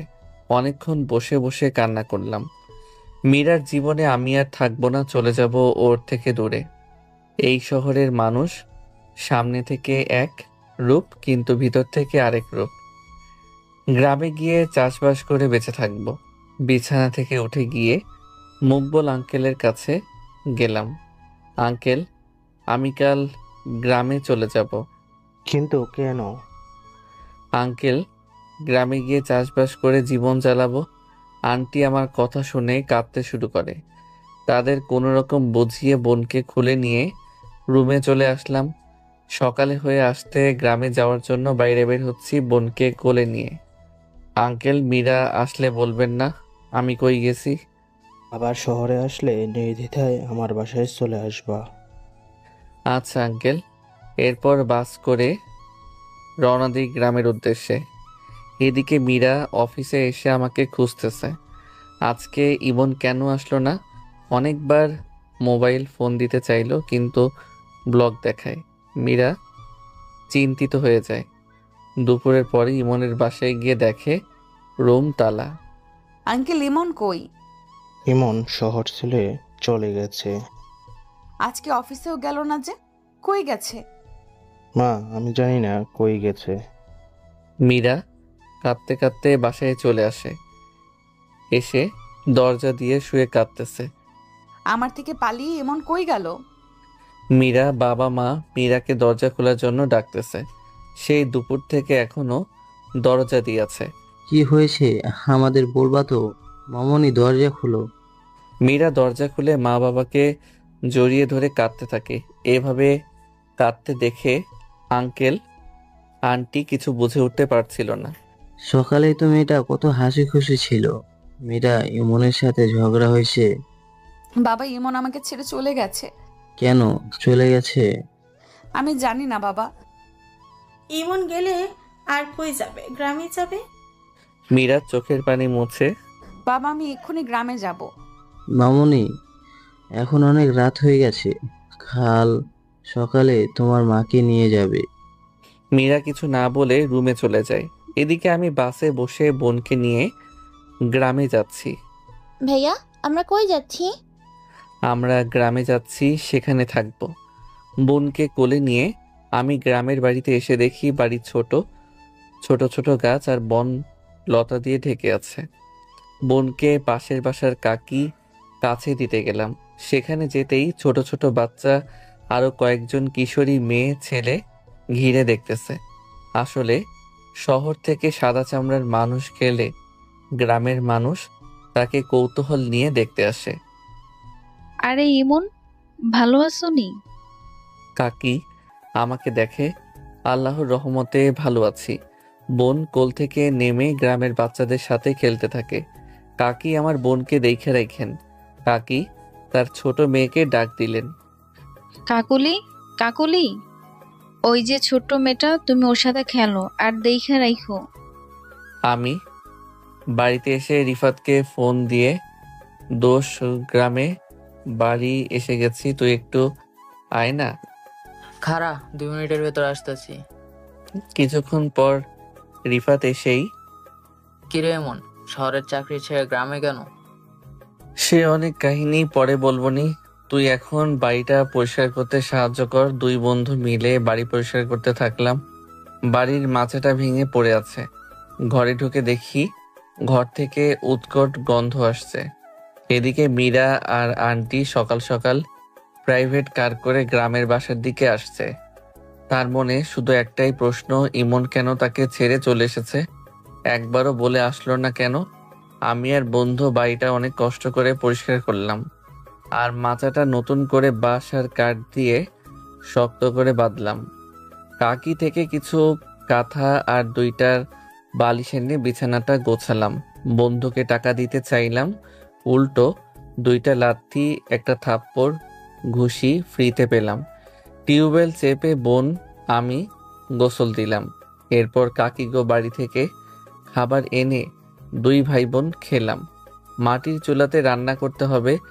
রান্না করার জন্য বাজার করে পাশের বাসা কাকি থেকে লাকড়ি আনলাম। আমি আবার ফকিন্নি না, কয়েকবার গেছি, অনেক কিছু পাইছি, তাই বলে আবার যাব না তা মানা যায় নাকি? আমার অ্যাকাউন্টে যথেষ্ট টাকা আছে, আপনাদের বলবো না, হিংসা করবেন তাই। মাটির চুলায় রান্না করতেছিলাম, ঘেমে শরীর একাকার। আর বোন আমার গ্রামের বাচ্চাদের সাথে ভালোই আছে। হঠাৎ কারো কোমল হাতের ছোঁয়া কেঁপে উঠলাম।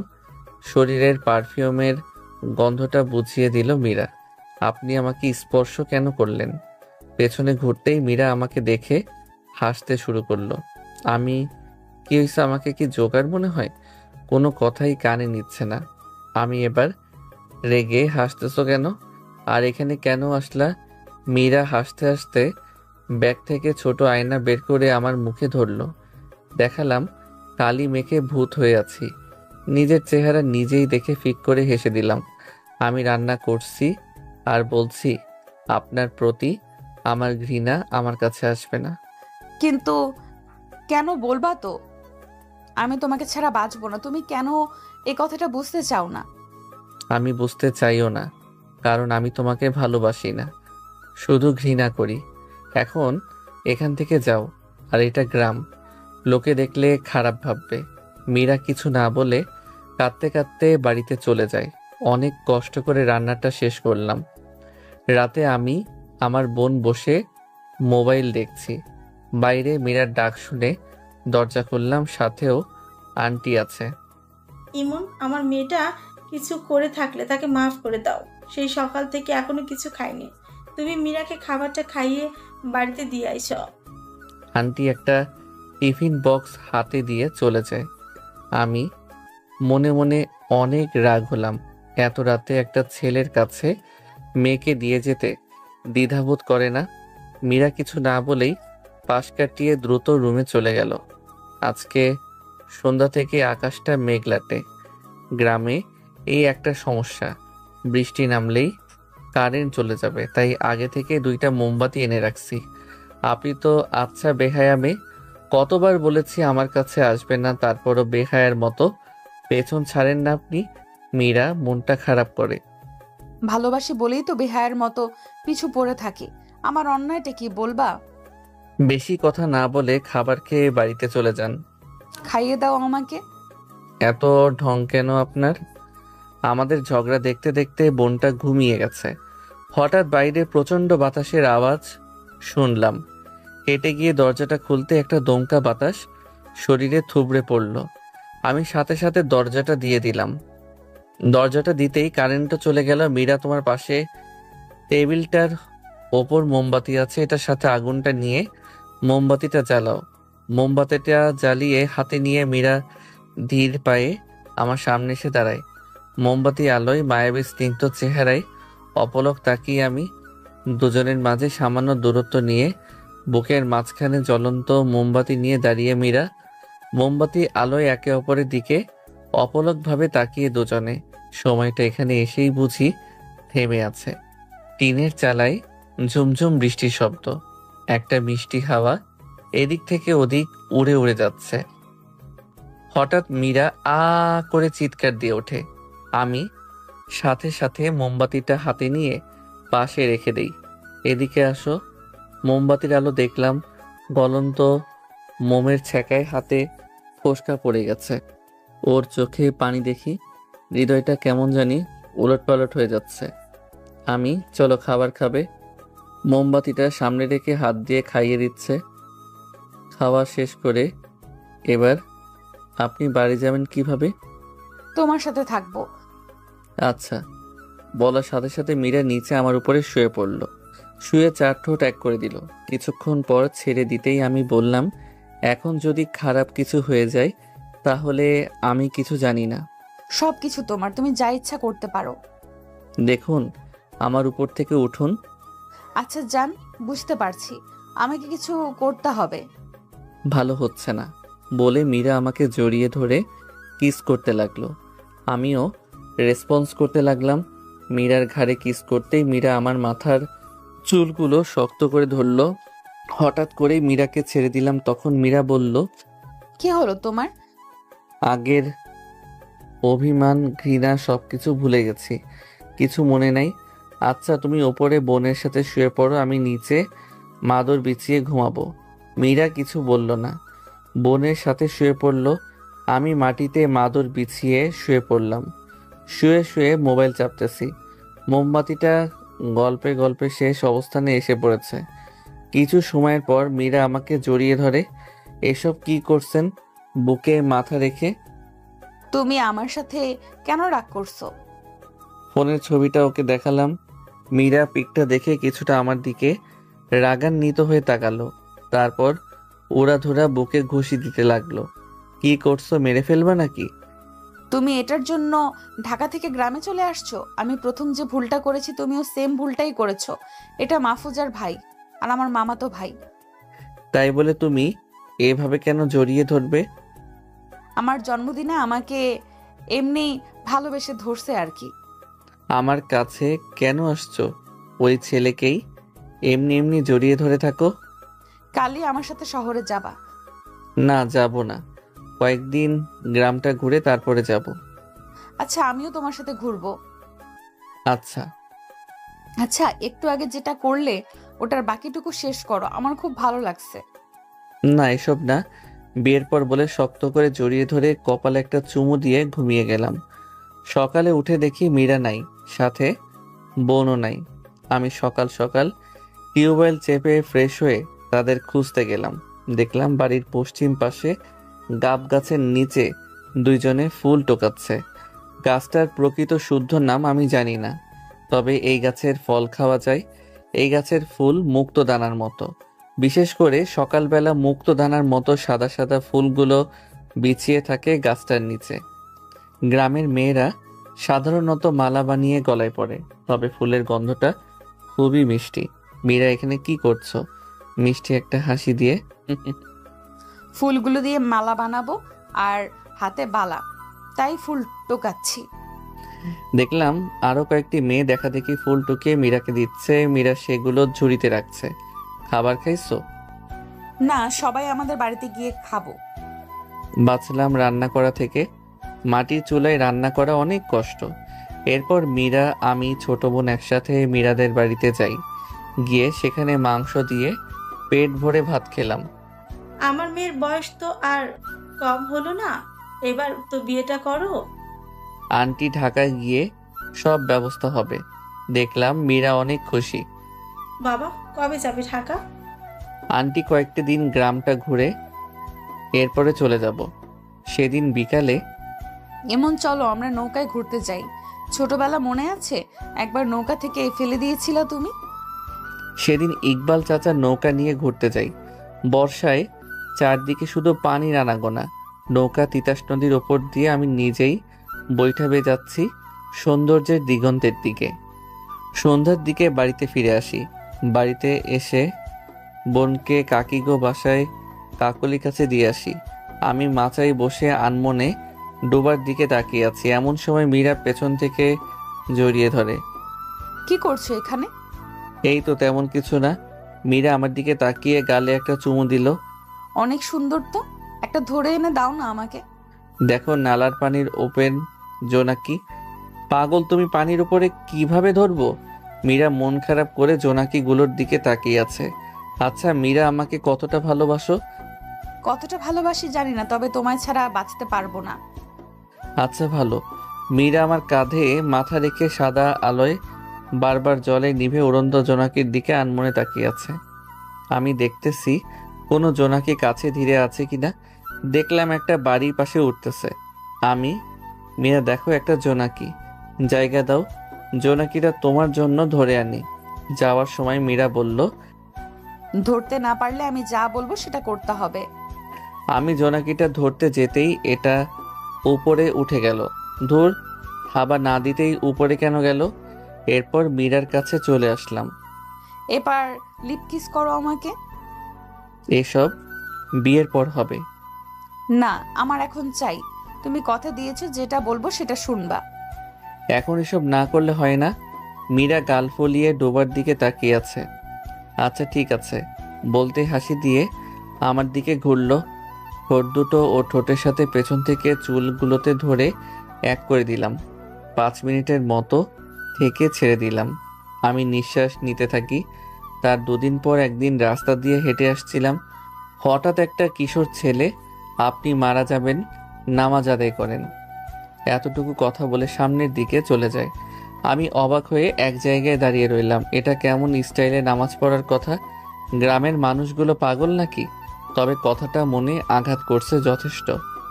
চিন্তা করলাম ফজর থেকে 5 ওয়াক্ত নামাজ পড়ব। ভোর সকালে নামাজ আদায় করে বাড়িতে আসলাম। আসতেই মীরা বলল, আজকে ঢাকা চলে যাব, আব্বু নাকি অসুস্থ। আচ্ছা তুমি যাও, আমি পরে চলে আসব। আমি কিছু জানি না, তুমি আমার সাথে এখন যাবা। আচ্ছা, মা বাবার কবরটা জিয়ারত করে আসি। তুমি আমার ছোট বোনকে রেডি করো। আমি কবর জিয়ারত করে এসে রেডি হয়ে গাড়িতে গিয়ে বসলাম। ড্রাইভারের সাথে আন্টি, আমি মীরা একসাথে, আমার পাশে আমার ছোট বোন। গাড়ি ঢাকার গন্তব্যের দিকে যাচ্ছে।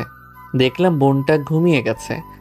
গাড়ি নড়াচড়াতে ব্যথা পেতে পারে, তাই ঘুমন্ত অবস্থায় বুকের সাথে কোলে নিয়ে সিটের সাথে হেলে বসলাম। মীরা কিছু সময় বাদে বাদে একটা একটা করে গালে চুমু দেয়। তার কিছু সময় পর মীরাও কাঁধে মাথা রেখে ঘুমিয়ে পড়ে। এই মুহূর্তে নিজেকে অনেক সুখী মানুষ মনে হচ্ছে। অজান্তেই মুচকি হেসে দিলাম। অবশেষে ঢাকায় চলে আসলাম। মীরাদের বাড়িতে ঢুকে আঙ্কেলকে সালাম দিলাম। তারপর সবাই একসাথে খাওয়া শেষ করে সোফায় বসে কথা বলতেছি। এরপর বোনকে নিয়ে মকবুল আঙ্কেল বাসায় চলে আসি। মকবুল আঙ্কেল আমায় কৌতূহল চোখে তাকিয়ে অনেক কিছু জানার ইচ্ছা ছুড়ে দিল। আমি আঙ্কেলকে সব বললাম। কিছুদিন পর আমি আর মীরা বিবাহ সম্পর্কে আবদ্ধ হই। আজকে আমার বাসর রাত। বোনকে নিয়ে ছাদে দাঁড়িয়ে আছি। কত চিন্তা মনে দোলা দিচ্ছে। পেছন থেকে, ইমন এবার তো যাও, অনেক রাত হয়ে গেছে। মেয়েটা সে কখন থেকে একা বসে আছে। তোমার বোনও তোমার কুলে ঘুমিয়ে আছে, ওকে আমার কুলে দাও। আঙ্কেল বোনকে নিয়ে চলে গেল। আমি দরজা খুলে রুমে গিয়ে দেখলাম মীরা বসে মোবাইল চাপতেছে। তোমার এতক্ষণ লাগে আসতে? সে কখন থেকে বসে থাকতে থাকতে বোরিং লাগছে। আমি কাছে গিয়ে, এই ভারী কাপড় খুলে অজু করে আসো, 2 রাকাত নামাজ পড়বো। আমি পাঞ্জাবিটা খুলে একটা পাতলা গেঞ্জি গায়ে দিলাম। আমি অজু করে এসে দেখি মীরা শাড়ি খুলতেছে। আমি ওর সুন্দর পেটের দিকে তাকিয়ে রইলাম। আপনি এভাবে তাকিয়ে কেন আছেন? আমি হকচকিয়ে অন্য দিকে চোখ ফিরালাম। আমরা এখন স্বামী স্ত্রী, আমার সব কিছু তোমার দেখার অধিকার আছে। মীরা কাছে এসে একটা চুমু দিবে। আমি থামিয়ে, আগে নামাজ তারপর। মীরা একটা মুচকি হাসি দিয়ে ওয়াশরুমে চলে গেল। তারপর দুজনে একসাথে নামাজ আদায় করলাম। বালিশ দিয়ে বিছানায় হেলে বসলাম। মীরাও আমার দিকে তাকিয়ে আমার পাশে বসে আছে। দুইজন এটা ওটা নিয়ে অনেকক্ষণ কথা বললাম। মীরা বলল, আজকে আমাদের বাসর রাত, আমাকে আদর করো। বলেই আমার কোলের উপর উঠে বসলো। আমি মীরার 2 চোখের নাকের মাঝখানে তিলটার দিকে তাকালাম। এই তিলটাই ওর সৌন্দর্য 1000 গুণ বাড়িয়ে দিয়েছে। আমি ওর গোলাপি ঠোঁট দুটোতে চুমু দেওয়ার জন্য এগিয়ে যাচ্ছি। মীরার ভারী নিঃশ্বাস আমার চোখে মুখে লাগছে। 2 জোড়া ঠোঁট এক হতেই দুজনেই যেন কোনো আদিম নেশায় মেতে উঠেছি। মীরা চুলগুলোতে খামচে ধরল। আমার শরীরের সাথে আঁকড়ে পৃষ্ঠে লেগে আছে। আমি ওর পেটে হাত বুলাতে থাকলাম। চুমুতে ভরিয়ে দিচ্ছে ওর মাতাল করা নেশাক্ত সৌন্দর্যের প্রতিটি অঙ্গ। দুজনেই কোনো অমৃত সুখের নেশায় পাড়ি দিচ্ছে সময়ের অসংখ্য সেকেন্ড। সকালে ঘুম ভাঙতেই মীরা পাশে নেই। আমি বিছানা থেকে কাপড় ঠিক করে ওয়াশরুমের দিকে যাচ্ছি। ওয়াশরুমে ঢুকতেই ধাক্কা খেলাম মীরার সাথে। দেখলাম গোসল করে বের হচ্ছে। একটু সাইড দিতেই চলে গেল। আমি গোসল করে বের হলাম মাথা মুছতে মুছতে। আমাকে দাও, আমি মুছে দিচ্ছি। হাত উঁচু করে মুছতে কষ্ট হচ্ছে, তাই একটা চেয়ারের উপর দাঁড়িয়ে মাথা মুছে দিচ্ছে। ওর নাভিটা আমার চোখ বরাবর দেখা যাচ্ছে। সরু পেটটার মাঝখানে ছোট একটা ছিদ্র মতো দেখতে বস্তুটা এত আকর্ষণীয় কেন? অসাধারণ, আল্লাহর অসাধারণ নিপুণতা। নাভিতে ঠোঁটের আলতো স্পর্শে মীরা কেঁপে উঠল এবং পড়ে যেতেছিল। আমি ধরে ফেলি। লজ্জায় মাথা নিচু করে রেখেছে। এই প্রথমবার তাকে লজ্জা পেতে দেখলাম। লজ্জায় ধারণ করা চেহারাটা অদ্ভুত ভালো লাগা কাজ করছিল। আমি বেশি খুশি হলে প্যান্টের উপর লুঙ্গি পরে গান লাগিয়ে উড়াধুরা নাচতে থাকি। এভাবে বেশি খুশি উপভোগ করার মজাই আলাদা। আমাদের বিয়ের 3 মাস পর শুনলাম আমার বউ প্রেগনেন্ট। তার মানে আমি বাবা হব। আমি তো খুশিতে বউকে কোলে নিয়ে রুমে গিয়ে নাচতে থাকি। আল্লাহ হাফেজ, সবাই ভালো থাকবেন।